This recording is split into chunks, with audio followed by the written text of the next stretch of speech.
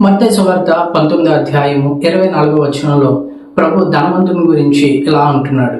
ధనవంతుడు పరలోక రాజ్యంలో ప్రవేశించుట కంటే సూది వెజ్యంలో ఒంటె దూరత సులభమని మీతో చెప్పుచున్నాను. నేను ప్రభు ధనవంతుని గురించి చెప్తూ సూది వెజ్యంలో ఒంటె దూరత సులభమని అంటున్నాడు.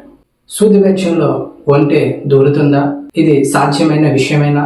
నిజానికి ఆ మిడిల్ ఈస్ట్ ప్రాంతాల్లో ఒంటెలు ఎక్కువగా ఉండేవి. యెరూషలేము ప్రాకారంలో పెద్ద పెద్ద ద్వారాలు ఉండేవి.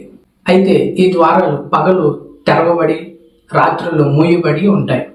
ఆ పెద్ద ద్వారానికి మరొక చిన్న ద్వారం ఉంటుంది. వీటి గుండా మనుషులు ప్రవేశిస్తారు.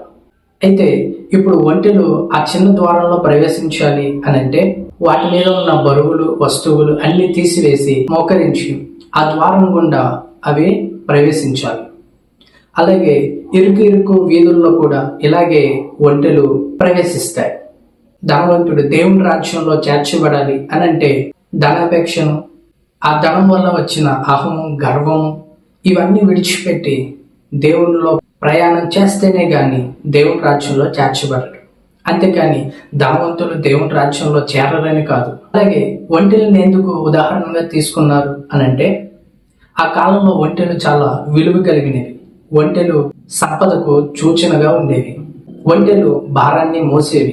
కనుక మన పైన కూడా ఒక భారం ఉంది, అది పాప భారం.